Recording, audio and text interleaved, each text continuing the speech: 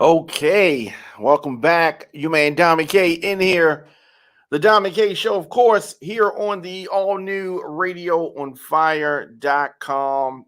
And I definitely wanted to talk about the recent versus battle between legendary rappers Big Daddy Kane and, of course, KRS-One. We recently saw that coming from the Barclays Center. And there were a lot of takeaways, a lot of takeaways from that. And me being a man of a certain age, these were rappers that I grew up watching, grew up listening to, and I was excited to see this battle. I was. Of course, I pretty much knew the songs that we were more than likely going to see, and we got to hear many of those songs. Of course, Verzuz, what are we talking about? During the pandemic, Timbaland and Swiss Beats created, rolled out this platform, and it has become a squared circle, so to speak, for rappers, producers, DJs. And they are expected to deliver the biggest hits of their careers and, present that. And what it has become now is a format for live performances. It's a vehicle for artists to showcase. And we get concerts. We get a concert. And that's what we got for Verzuz. We got a concert between some legendary classic rappers, KRS-One, Big Daddy Kane. Both artists are well respected in terms of rap, in terms of spitting, in terms of bars. Both rappers well respected in that regard. So, as it relates to the catalog, I was pretty vocal about this. When it comes down to the catalog, KRS-One has a larger body of work. He's released more albums. Of course, he was in Boogie Down Productions. And of course, he's had a successful solo career after that. Big Daddy Kane, his body of work, not as large as KRS-One's. Big Daddy Kane's last album was 1998, Veterans Day. And KRS-One released an album last year. So, but in addition to that, he's been active over the years. Performance-wise, Kane has been on the road more, I would say. Of course, pandemic shutting things down a little bit. But all in all, both artists well respected. Their bars, well respected. And we got to see some of those timeless classics. There was a DJ. There was a thing back and forth with the DJs. Okay, DJ Scratch. Let me say this. DJ Scratch is a legend. DJ Scratch is obviously known in DJ circles for what he does. And he's, battle DJ. And, he has a certain kind of personality, aggressive personality, I suppose. And, people are competitive. Kid Capri, my favorite all-time DJ. And I've said that many times on this program. But I didn't like the matchup, of Big Daddy Kane and DJ Scratch. Their personalities are completely off.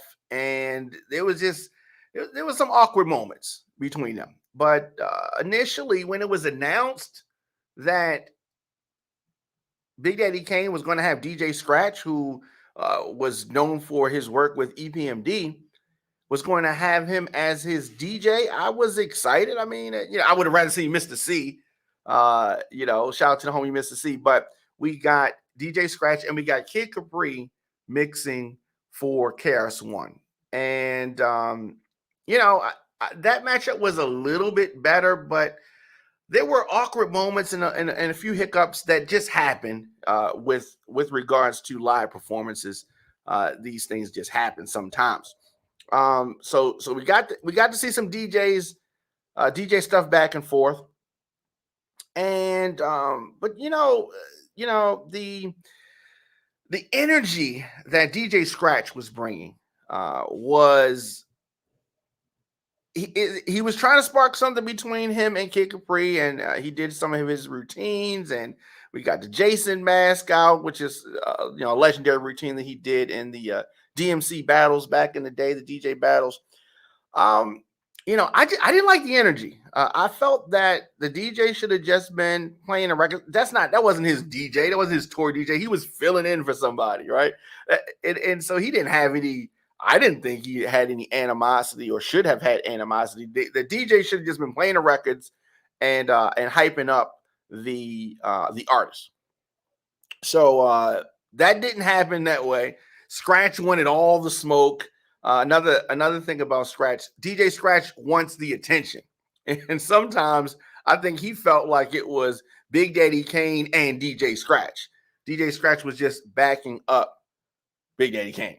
But nonetheless, we got a Chucky promo. Chucky was the sponsor, one of the sponsors of the event. So we got a promo of that.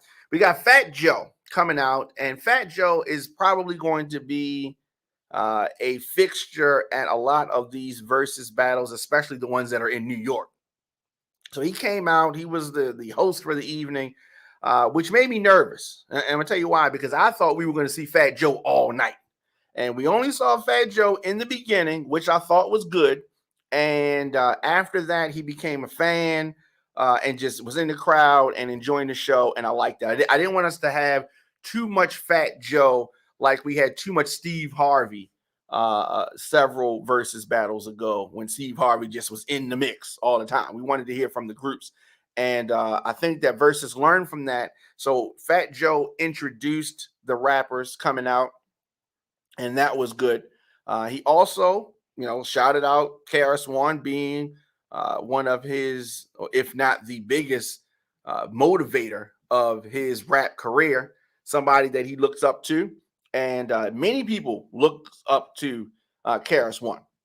So, Big Daddy Kane having his career so heavily tied to Biz Markie, I knew that there was going to have to be some time where they mentioned Biz Markie because there were going to be records played that Biz was on.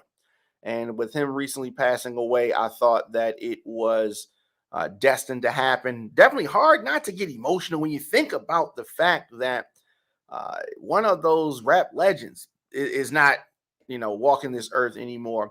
But Kane came out, paid homage to Biz, and that was definitely something that was a highlight. And the hits, we saw some hits. We saw or heard some hits. And running down some of those, I mean, because it's kind of hard to score this. We heard Criminal Minded, and Kane did Just Rhyming with the Biz. And when you put Just Rhyming with the Biz next to Criminal Minded, I think that's a no-brainer for Criminal Minded to win that. And I said this going into this battle, Big Daddy Kane did not have the catalog to compete with KRS-One. That's what I said. And it is true. However, there were some other factors here. Song selection is important. What record are you putting against what record? How many songs are you doing? And another thing that I just did not even think about, which became clear and obvious throughout the night, is that KRS-One had a problem with breath control, his breathing. Okay. A lot of times rappers have a backup, right? A hype man. And the purpose of the hype man, obviously to hype up the crowd, but the other important role of a hype man is to accent those words, usually at the end of a sentence, so the rapper can catch their breath during a live performance. And because he didn't have that, and because, we're all getting older, he was out of breath at many points in times. And he was, stopping, trying to get the crowd to say words. But that was to mask the fact that he was out of breath. Okay. He was not in shape. He was not in what you call stage shape. Right. He was not in performance shape. Big Daddy Kane was. Okay, and I thought that that was significant. Now, when you see a rapper doing his songs and he kind of throws the mic to the crowd and they say the words, and you do that. But if you notice, KRS-One did that way too much, right? Way too much. So the crowd's gonna know some of your song. They're gonna know words here and there, but they're not gonna know every word of every song and every little part. He was doing that, and he was out of breath many points in time. So that was something that was visible to me. I'm still number one versus Kane's Enough Respect. Um, I also think that that's another one for KRS-One. When you just strictly look at the song, when you strictly look at the song, Young, Gifted, and Black, and MCs Act Like They Don't Know. I forgot how hard Young, Gifted, and Black, the song by Big Daddy Kane was, and that thing rang off. Okay, I definitely give that round to Kane. Now, the MC and Outta Here versus Big Daddy Kane's rap summary. That was another victory, I think, for KRS-One. But I do want to highlight the fact, and I keep saying this, KRS-One's breath control was not there.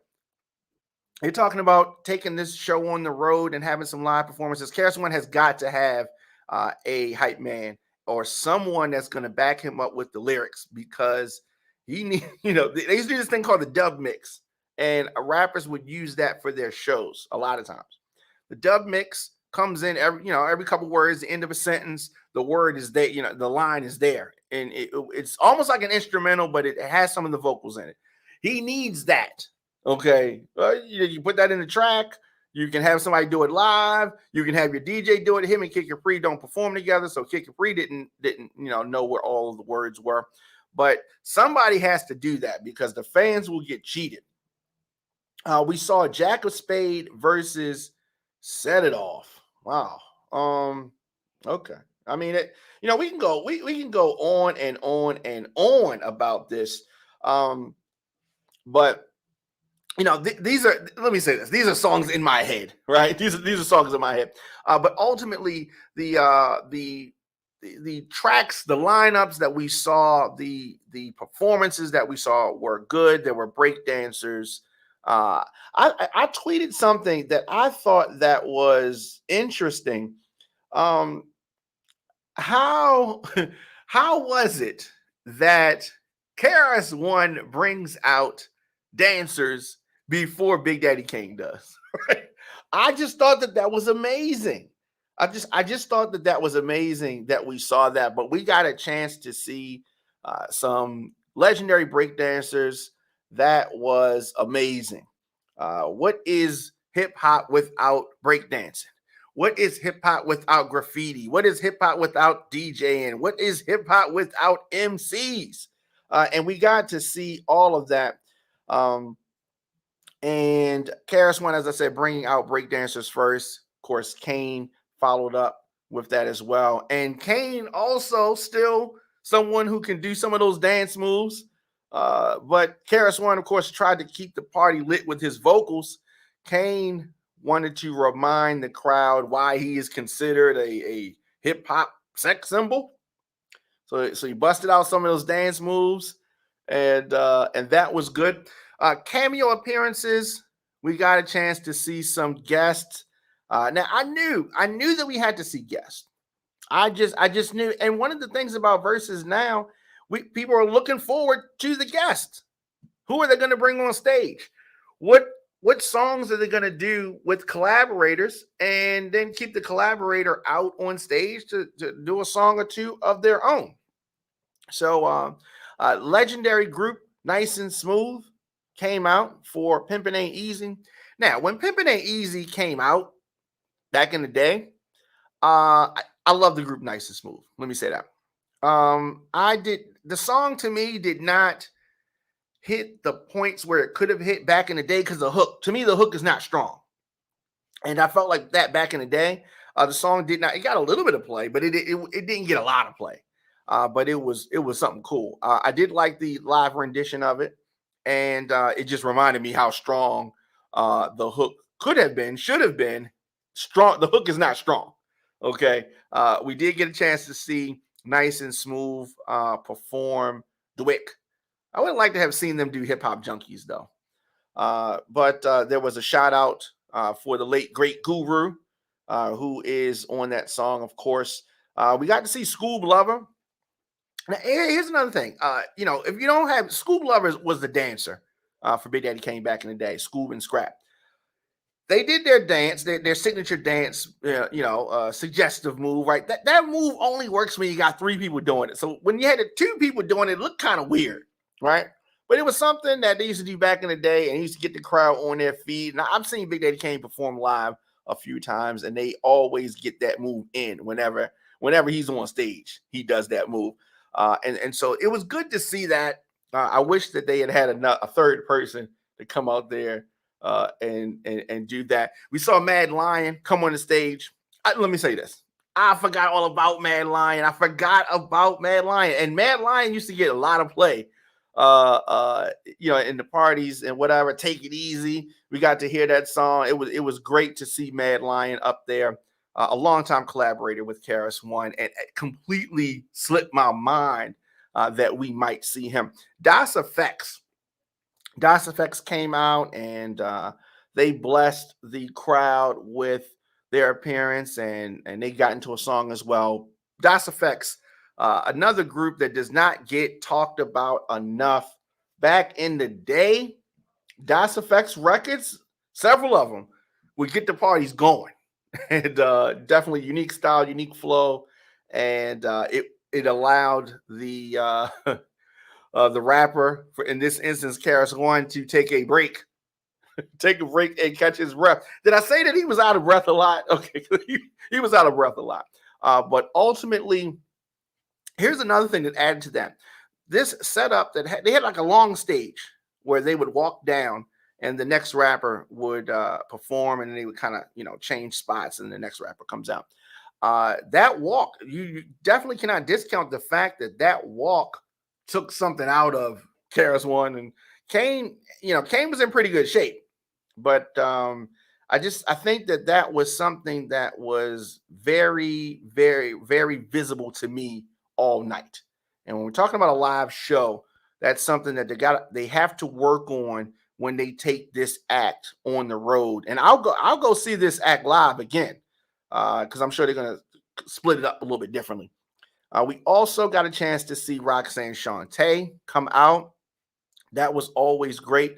Another point that Big Daddy Kane made when Roxanne Shante was out, he was talking about male rappers bringing out females, putting them out in the game, giving them the cosign, and getting their career started, and that his career he attributed to the work that Roxanne put in, and she birthed them with regards to opening the door. So I thought that was good that he highlighted that he mentioned that he brought that point up, because that is something that you don't see often, and it's definitely something that when it does happen, that needs to be acknowledged. I don't think I've ever seen or heard that fact really be acknowledged, by them, the Juice Crew.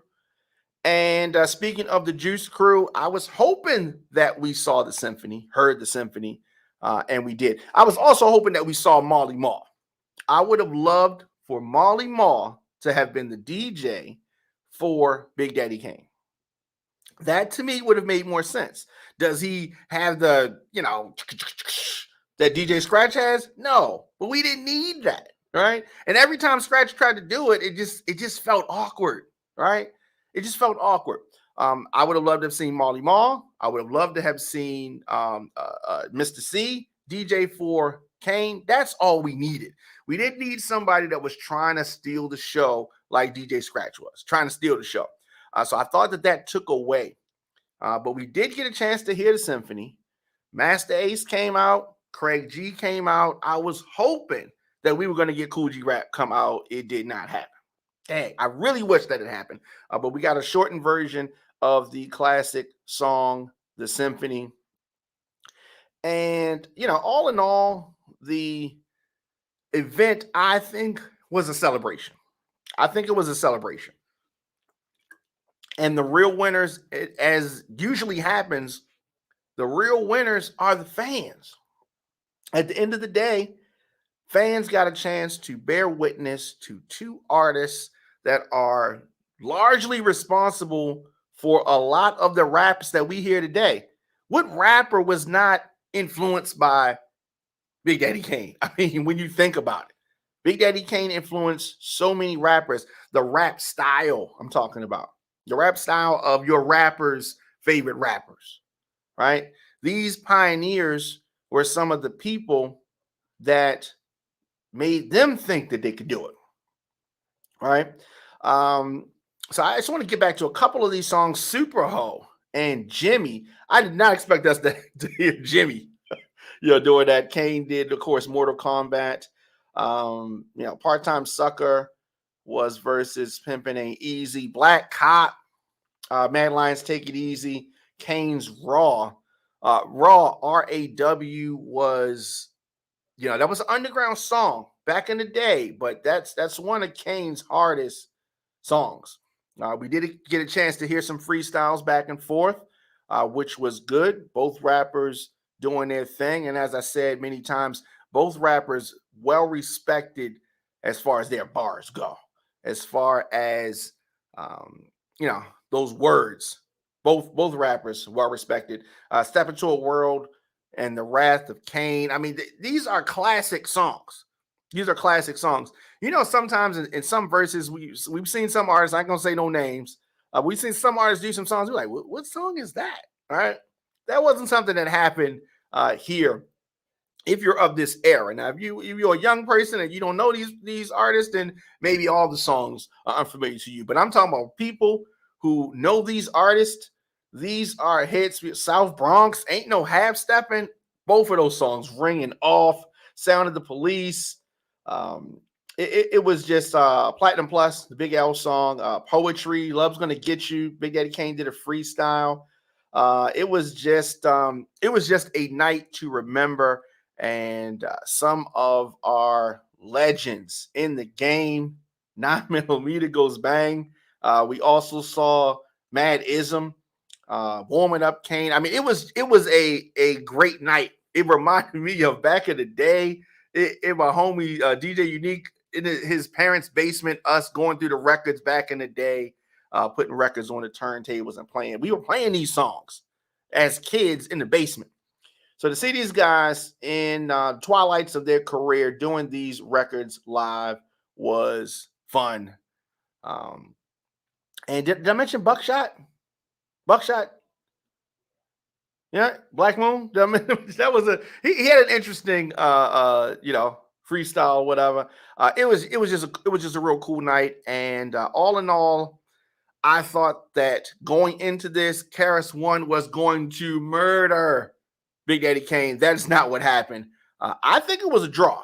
I think it was a draw. And as I said, the real victory goes to the fans. But let me know your thoughts in the comment section. Instagram, Facebook, Twitter, LinkedIn, TikTok, at The Diamond K Show. On YouTube, search The Diamond K Show. Hit that subscribe button. Hit the like button and all of that.